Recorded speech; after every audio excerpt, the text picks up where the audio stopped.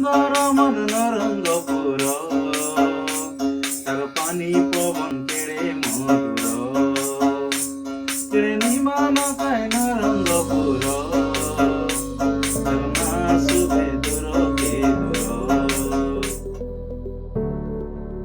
অবিভক্ত কোରାପୁଟ ଜିଲ୍ଲାର ଆଦିବାସୀମାନଙ୍କର ସର୍ବପୁରାତନ ପାରମ୍ପରିକ ବାଦ୍ୟଯନ୍ତ୍ର ଡୁଙ୍ଗଡୁଙ୍ଗା ବଜାଇ ଏବଂ ସେହି ମାଧ୍ୟମରେ ଭାରତବର୍ଷର କୋଟି କୋଟି ଜନତାଙ୍କ ହୃଦୟରେ ଥିବା ଜାତୀୟ ସଙ୍ଗୀତ ଗାନ କରି ବର୍ତ୍ତମାନ ଚର୍ଚ୍ଚାର କେନ୍ଦ୍ରବିନ୍ଦୁ ପାଲଟିଛନ୍ତି ନବରଙ୍ଗପୁର ସହରର ଆନନ୍ଦ କୁମାର ଦାସ।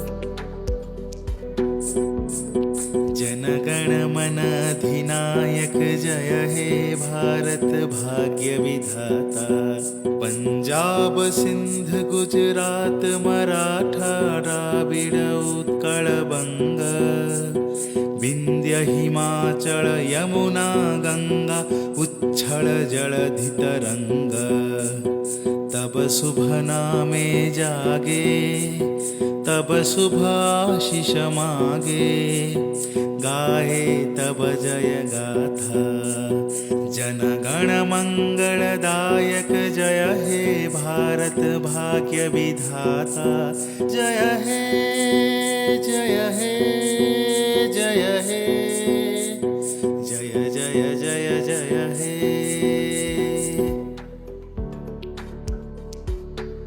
ତାଙ୍କର ଏଭଳି ପ୍ରୟାସକୁ ଜିଲ୍ଲାବାସୀ ମଧ୍ୟ ସ୍ୱାଗତ କରିବା ସହ ସଫଳତାର ସିଡ଼ି ଚଢ଼ିବାକୁ କାମନା କରିଛନ୍ତି।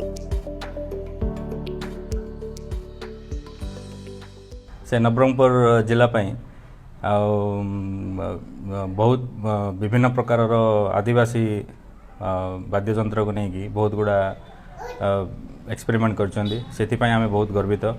ଆଉ ନବରଙ୍ଗପୁର ଜିଲ୍ଲାକୁ ସେ ରାଜ୍ୟସ୍ତର ଆଉ ଆମ ଇଣ୍ଡିଆ ଲେଭେଲରେ କେମିତି ଆଗକୁ ବଢ଼ିବେ ସେଥିପାଇଁ ସେ ସବୁବେଳେ ଜାରି ରଖିଛନ୍ତି, ସେଥିପାଇଁ ଆମେ ବହୁତ ଖୁସି ଅନୁଭବ କରୁଛୁ। ନବରଙ୍ଗପୁର ସହରର 17 ନମ୍ବର ୱାର୍ଡ ହିରଲି ଡଙ୍ଗରୀରେ ରୁହନ୍ତି ଆନନ୍ଦ କୁମାର ଦାସ, ବାପା ଭାବଗ୍ରାହୀ ଦାସ ଓ ସ୍ୱର୍ଗତ ମା ପଦ୍ମାବତୀ ଦାସ। ତାଙ୍କର ସାନ ପୁଅ ହେଉଛନ୍ତି ଆନନ୍ଦ। ସେ ଛୋଟବେଳୁ ହିଁ ଆଦିବାସୀ ପାରମ୍ପରିକ ବାଦ୍ୟଯନ୍ତ୍ର ପ୍ରତି ଆକୃଷ୍ଟ ହୋଇ ଧୀରେ ଧୀରେ ସେ ସବୁ ବଜାଇବା ଶିଖିଥିଲେ। ସେ ନବରଙ୍ଗପୁର କଲେଜରେ ଜୁଲୋଜି ବିଷୟରେ ବିଏସସି ଶିକ୍ଷା ସମାପ୍ତ କରିଥିବା ବେଳେ ବର୍ତ୍ତମାନ ମେରିକୋ ଇଣ୍ଡିଆ ଲିମିଟେଡ୍ ନାମକ ଏକ ତେଲ କମ୍ପାନୀରେ ମାର୍କେଟିଂ ଏକ୍ଜିକ୍ୟୁଟିଭ ଭାବରେ କାର୍ଯ୍ୟ କରୁଛନ୍ତି। ସେ ପେସାରେ ତେଲ କମ୍ପାନୀରେ କାମ କରୁଥିଲେ ମଧ୍ୟ ତାଙ୍କର ନିଶା କିନ୍ତୁ ଆଦିବାସୀ ପାରମ୍ପରିକ ବାଦ୍ୟଯନ୍ତ୍ର ଗୁଡ଼ିକୁ ବଜାଇବା ଓ ଲୁପ୍ତ ହୋଇଯାଉଥିବା ବାଦ୍ୟଯନ୍ତ୍ର ଗୁଡ଼ିକୁ ପୁଣି ଥରେ ଜନମାନସରେ ଉଜ୍ଜୀବିତ କରିବା।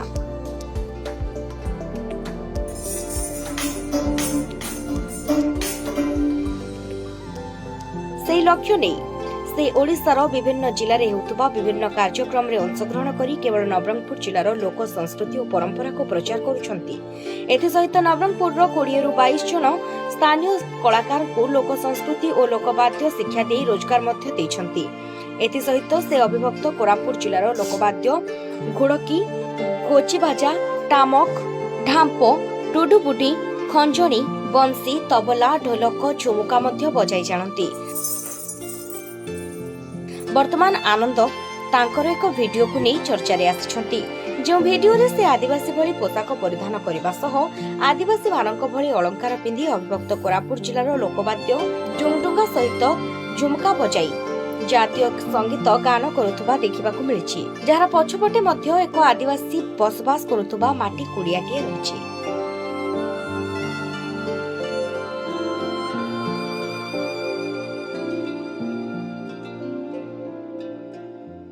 ପାରମ୍ପରିକ ଅବିଭକ୍ତ କୋରାପୁଟ ଜିଲ୍ଲାର ଗୋଟେ ପ୍ରଚଳିତ ଇନଷ୍ଟ୍ରୁମେଣ୍ଟ ଡୁଙ୍ଗଡୁଙ୍ଗା, ତାହା ମାଧ୍ୟମରେ ମୁଁ ଜାତୀୟ ସଙ୍ଗୀତ ଗାନ କରିଛି, ଯେଉଁଟା ଆପଣମାନେ ଦେଖିପାରୁଥିବେ। ପାରମ୍ପରିକ ବେଶଭୂଷା ତଥା ପାରମ୍ପରିକ ଅଳଙ୍କାରରେ ହିଁ ମୁଁ ସେଇଟା ଗାନ କରିଛି। ତ ମୋର ନେକ୍ସଟ ଜେନେରେସନକୁ, ଆମର ଅପକମିଂ ଜେନେରେସନ ଯିଏ ବି ଅଛନ୍ତି ପରପିଢ଼ିକୁ, ଯୁବ କଳାକାରମାନଙ୍କୁ ମୁଁ କହିବି, ସବୁବେଳେ ଆମେ ଚେଷ୍ଟା କରିବା ଆମର ପାରମ୍ପରିକ ବାଦ୍ୟଯନ୍ତ୍ର ଯାହା ବି ଗୋଚି, ଟୁଡୁବୁଡ଼ି, ଟାମକ, ପିତ୍ତଳ ମହୁରୀ, ଖଞ୍ଜଣି, ଗୁଡ଼କି ଏସବୁକୁ ଆମେ ଟିକେ ପ୍ରାଧାନ୍ୟ ଦେବା। କିଭଳି ଭାବେ ତାହା ଜାତୀୟ ସ୍ତରରେ, ରାଜ୍ୟ ସ୍ତରରେ ତଥା ବିଶ୍ୱ ସ୍ତରରେ ଯାଇକି ପହଞ୍ଚିବ, ସେ ଦୃଷ୍ଟିରୁ ଆମେ ସବୁବେଳେ ଧ୍ୟାନ ଦେବା।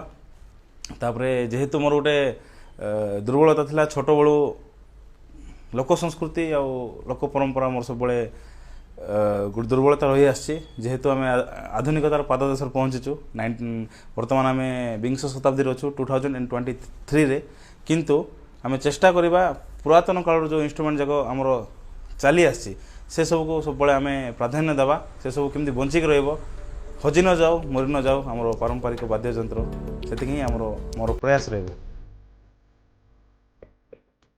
ଯାହାକୁ ନେଇ ଲୋକମାନେ ଆନନ୍ଦକୁ ପ୍ରଶଂସା କରିବା ସହ ଶୁଭକାମନା ମଧ୍ୟ ଜଣାଇଛନ୍ତି।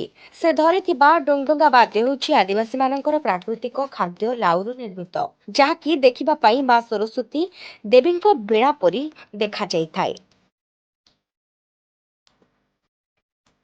ସେ ଜାତୀୟ ସଙ୍ଗୀତ ଗାନ କରି ବେଶ ଖୁସି ଥିବା ସହ ଆଗାମୀ ପିଢ଼ି ସକାଶେ ଅବିଭକ୍ତ କୋରାପୁଟ ଜିଲ୍ଲାର ପାରମ୍ପରିକ ବାଦ୍ୟଯନ୍ତ୍ରର ପ୍ରଚାର ପ୍ରସାର ପାଇଁ ଏଭଳି ପ୍ରୟାସ କରିଥିବା କହିଛନ୍ତି।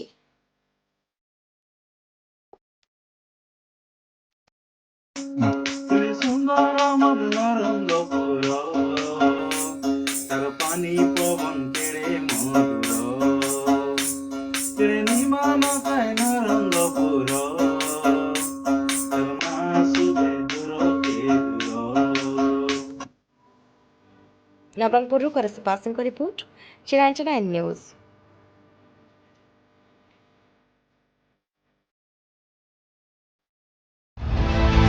ସପକ୍ଷ ବିପକ୍ଷ ଊର୍ଦ୍ଧ୍ୱରେ G99 ନ୍ୟୁଜ୍।